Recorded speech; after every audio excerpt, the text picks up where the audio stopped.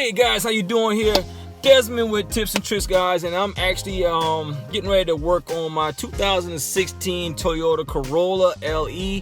It has just it's a little over 60,000 miles. It's at 62,000, yada yada yada, because the weather has been so crazy and it's been raining and everything, and I kind of wanted to make this video before I put it in. It is time for my air filter to be changed on my Corolla, guys. So I want to go ahead and shoot this video for you guys that may be looking to do this in the future and need to change the air filter in your Corolla, and you want to know how to do it properly. So I'm shooting this video today to show you how to do just that, guys.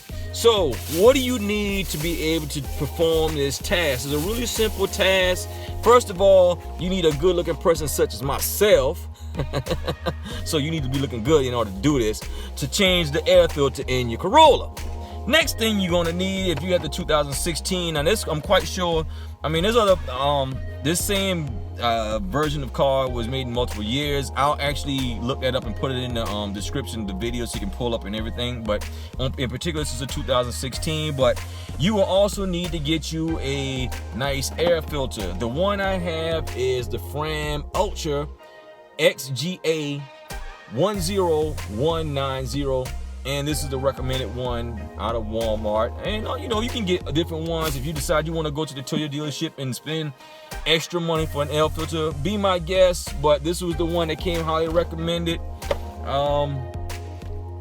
It's supposed to give boosting horsepower, yada yada yada. But the big thing about it is you want your car to breathe properly so that it doesn't shut down on you.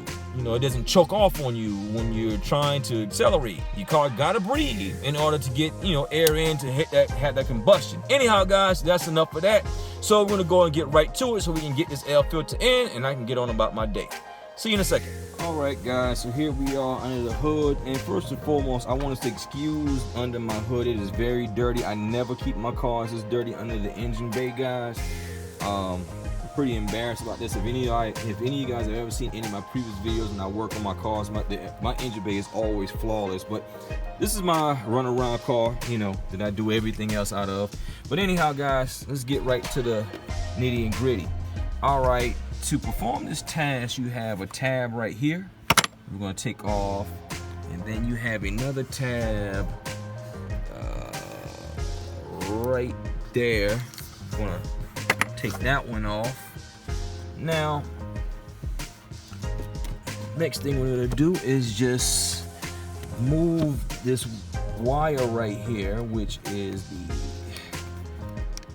the wire that goes to the engine to let them know that it's connected. And we can remove this. Now, these little pieces right here, this little plastic piece right here, actually just to keep it into place. You can pop it off if you choose to. If not, it might just make it a little bit harder to remove this box.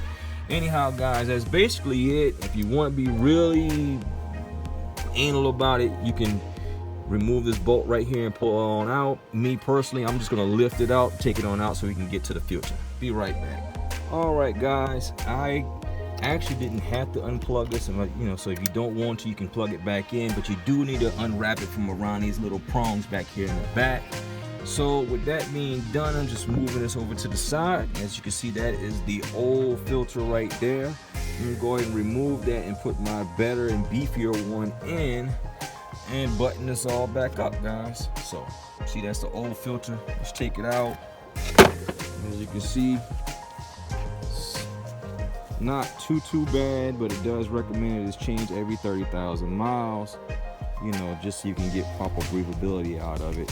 So anyhow,